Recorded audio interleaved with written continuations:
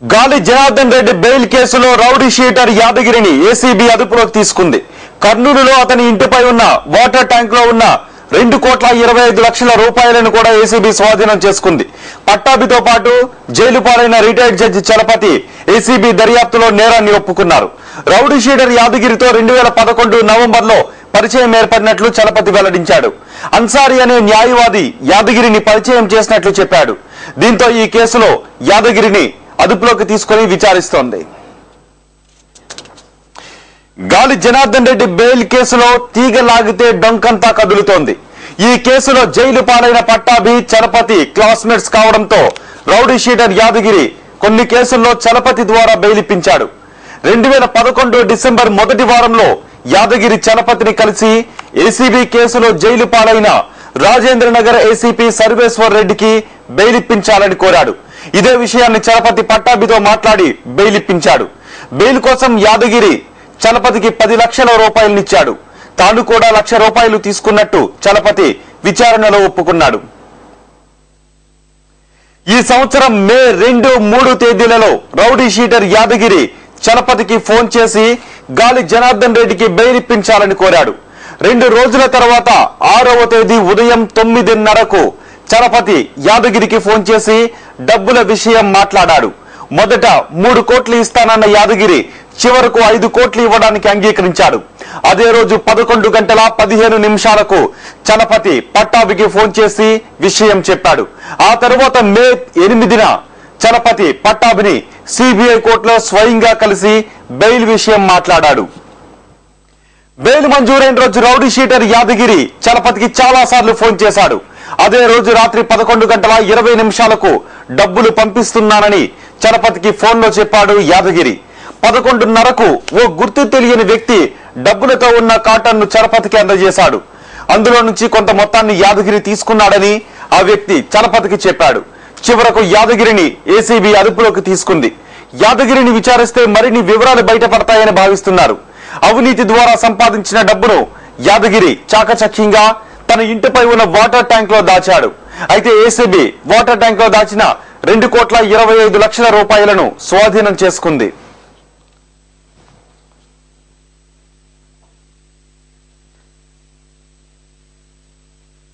మరింత సమాచారం మా ప్రతినిధి మురళీధర్ అందిస్తారు. మురళీధర్, యాదగిరిని ఎక్కడ అదుపులోకి తీసుకున్నారు? యాదగిరి అరెస్ట్ ద్వారా ఎటువంటి కీలక సమాచారం బయటపడే అవకాశం ఉంటుంది?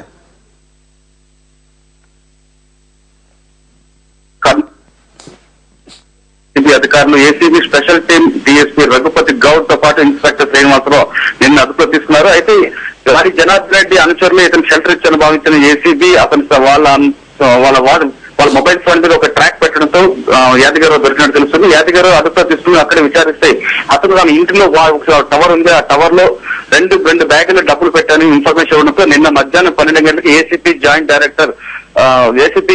డైరెక్టర్ సంపత్రావుతో పాటు సంపత్ రెడ్డితో పాటు మరికొంతమంది అధికారులు నాచారుల ఇంటిపై దాడి చేసి ఆ బ్యాగ్ మొత్తం డబ్బులంతా రికవరీ చేసినట్టుగా మనకు సమాచారం చూస్తుంది. నేను మధ్యాహ్నం 12 గంటల నుంచి రాత్రి 8 గంటల వరకు నాచారుల యాదగిరి ఇంట్లో సోదాలు చేసిన ఏసీబీ అధికారులు క్యాష్ తో పాటు కీలకమైన పత్రాలు స్వాధీనం చేసుకుని తీసుకొచ్చారు. దాంతో పాటు అనంతపూర్ కర్నూలు సరిహద్దులో ఉన్న యాదగిరిరావుని కూడా ప్రస్తుతం ఏసీబీ ఆఫీసు తరలించారు. యాదగిరిరావుని ప్రస్తుతం ఏసీబీ డిఎస్పీ రఘుపతి గౌడ్ తో పాటు ఇన్స్పెక్టర్ శ్రీనివాసరావు విచారిస్తున్నారు. ఇతను గతంలో ఏసీబీలో ఉన్నప్పుడు ఎవరు ఏసీబీకి నుంచి ఎవరెవరికి బెయిల్ తెప్పించాడో ఆ బెయిల్ గతంలో జరిగిన కేసులు అయితే అదేవిధంగా గాలి జనార్దన్ రెడ్డి ఏ విధంగా అనుచరులు ఇతన్ని అప్రూవ్ చేయారు, అతను వచ్చిన తర్వాత డబ్బులు ఏ విధంగా చలపతిరావు కానీ అదేవిధంగా పట్టాభిరావు కానీ ఇవ్వడం జరిగింది, ఇంత డబ్బులు ఏ విధంగా దొరికాయనే కోణంలో మొత్తం ఇంట్రాగేషన్ జరుగుతుంది. మరి కాసేపట్లో అంటే దాదాపు 2 గంటల తర్వాత ఒక పిక్చర్ వచ్చిన తర్వాత యాదగిరి కన్స్ట్రక్షన్ స్టేట్మెంట్ బేస్ చేసుకుని మరికొంతమంది అధికారులపై కూడా కేసు నమోదు చేసే అవకాశం కనిపిస్తుంది. గతంలో అరెస్ట్ అయ్యి బెయిల్ పై బయటకు వచ్చిన సర్వేశ్వర రెడ్డి కూడా ఇతనే బెయిల్ 10 లక్షలు పెట్టి ఇప్పించాడు కాబట్టి సర్వేశ్వర రెడ్డిపై కూడా మరో కేసు నమోదు చేసే అవకాశం కనిపిస్తుంది. Thank you Muralidhar.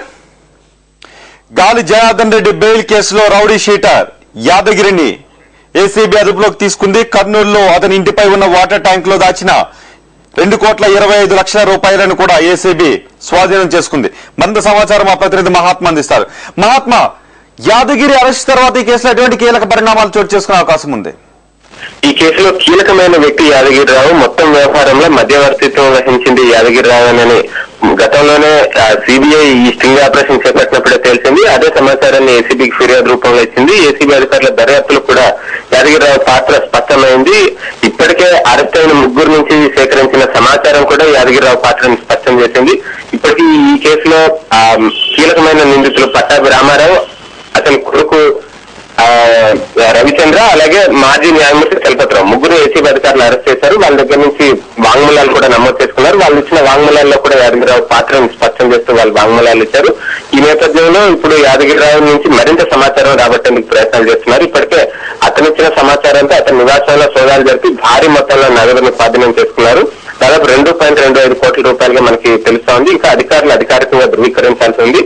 ఈ సోదాలు మరింత కొనసాగే అవకాశం కూడా కనిపిస్తా ఉంది. అలాగే యాదగిరిరావు ఇచ్చే సమాచారం ఆధారంగా మిగతా నిందితులను కూడా పట్టుకునేందుకు ప్రయత్నాలు చేస్తున్నారు. ఇప్పటికీ ఇంకా యాదగిరిరావు దొరకడంతో డబ్బులు సమకూర్చింది ఎవరు అన్నది కూడా బయటకు వచ్చే అవకాశం ఉంది. బళ్ళారికి ఒక ప్రత్యేక బృందాన్ని పంపించి ఈ డబ్బులు అయితే కేవలం గాలి జనార్దన్ రెడ్డి బెయిల్ స్కామ్ గురించి మాత్రమే విచారిస్తారా? యాదగిరి అరెస్ట్ తర్వాత యాదగిరి ఇంతకు ముందు ఎవరెవరికి బెయిల్ అయితే ఇప్పించాడో ఆ వివరాలన్నీ కూడా బయటకు వచ్చే అవకాశం ఉంటుందా? పూర్తి స్థాయిలో వాటిపై కూడా విచారణ జరిపే అవకాశం ఉంటుందా? ఖచ్చితంగా ఒకదాని తర్వాత ఒక లింక్ బయటకు వస్తూ ఉన్నది. ఏసీబీ గతంలో దర్యాప్తు చేసిన కేసుల విషయంలో కూడా ఒక చిన్న విషయంలో మొదలై పెద్ద డోకనే కడిపిన వ్యవహారం ఈ లిక్కర్ సిండికేట్ చూసుకోవచ్చు. కేవలం ఆకస్మిక తనిఖీల్లో ఒక వాహనంలో లెక్కకు మించిన డబ్బు వెళ్తుందన్న సమాచారంతో మొదలైన ఆ కేసు చాలా పెద్ద డోకనే కదిలించింది. ఇప్పుడు ఈ కేసు కూడా ఆ రకంగా మారబోయే అవకాశం కనిపిస్తా ఉంది. ఇప్పటికైతే యాదగిరిరావు పాత్ర ఈ గాలి జనార్దన్ రెడ్డికి బెయిల్ ఇప్పించే విషయంలో బయటకు వచ్చింది. అలాగే అతను గతంలో చాలా మందికి ఇదే రకంగా ఆ జడ్జిలకు లంచాన్ని ఎరదూతూ బెయిల్ ఇప్పించిన సంఘటనలు కూడా ఉన్నాయి. ఆ విషయాలు కూడా ఒక్కొక్కటిగా వెలుగులోకి వస్తున్నాయి. వెలుగులోకి వచ్చే ప్రతి అంశం మీద కూడా మరో కేసు నమోదు చేసుకుంటూ ఏసీబీ అధికారులు వెళ్తున్నారు. ఇప్పుడు కొత్తగా యాదగిరిరావు కేవలం గాలి జనార్దన్ రెడ్డి విషయంలోనే కాదు, గతంలో కూడా ఇచ్చారన్న విషయాన్ని వాళ్ళు రూఢీ చేసుకుంటే ఖచ్చితంగా యాదగిరిరావు మీద మరొక కేసులు నమోదు చేస్తారు. ఆ బెయిల్ పొందిన వాళ్ళు అలాగే బెయిల్ ఇవ్వడానికి లంచం తీసుకున్న వ్యక్తుల మీద కూడా కేసులు నమోదయ్యే అవకాశాలు కనిపిస్తున్నాయి. ముఖ్యంగా అయితే ఈ గాలి జనార్దన్ రెడ్డి కేసులో అతన్ని అరెస్ట్ చేశారు. ఈ కేసుకు సంబంధించిన అన్ని వివరాలు రాబట్టిన తర్వాత ఇతర కేసులకు సంబంధించిన వివరాల మీద కొత్తగా కేసులు నమోదు చేసి వాటికి సంబంధించిన వివరాలను కూడా రాబట్టే అవకాశం ఉంది. యాదగిరి మీడియా ముందు ఎప్పుడు ప్రవేశపెట్టే అవకాశం ఉంది? అధికారికంగా మాత్రం ఇంకా అతని అరెస్ట్ ని ఏసీబీ అధికారులు ధృవీకరించడం లేదు.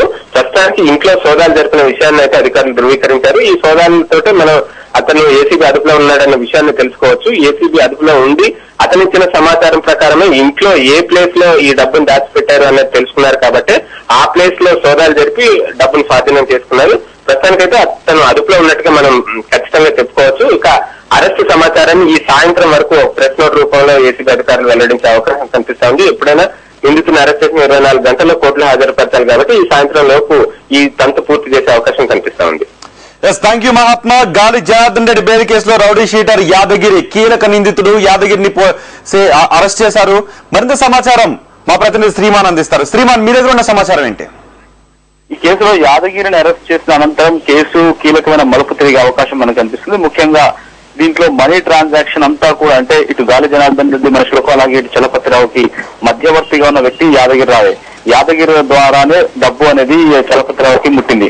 ముఖ్యంగా చలపతిరావు, రవిచంద్రలకు సంబంధించిన కన్ఫెషన్ స్టేట్మెంట్లు బయటపడిన అనంతరమే ఇతని అరెస్ట్ అనేది జరిగింది. దీన్ని కొంత కొత్త కోణంలో మనం అర్థం చేసుకోవాల్సిన అవసరం ఉంటుంది. యాదగిరిరావు ఇంతవరకు తప్పించుకొని తిరుగుతున్నాడని చెప్పిన ఏసీబీ అధికారులు ఈ రోజు అరెస్ట్ చేస్తున్నట్టుగా ఈ రోజు వారి చేతికి చిక్కినట్టుగా మనకు అనిపిస్తుంది.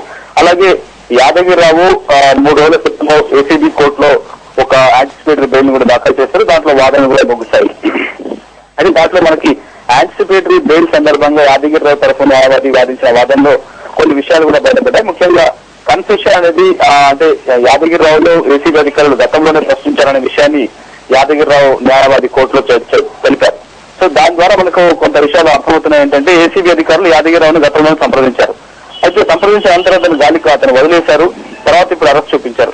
ఇదంతా చూస్తుంటే దీంట్లో ఒక కీలకమైన కొన్ని ఆధారాలను సేకరించి మాత్రమే ఏసీబీ అధికారులు యాదగిరిరావును అరెస్ట్ చూపిస్తున్నారు. దీని తర్వాత అంటే చలపతిరావుకి డబ్బులు అందినాయి కాబట్టి, చలపతిరావుకి యాదగిరి ద్వారా అందినాయి కాబట్టి యాదగిరిరావు అనే వ్యక్తి కొంత కీలకంగా మారే అవకాశం ఉన్నట్టుగా కనిపిస్తుంది. Thank you Shriman.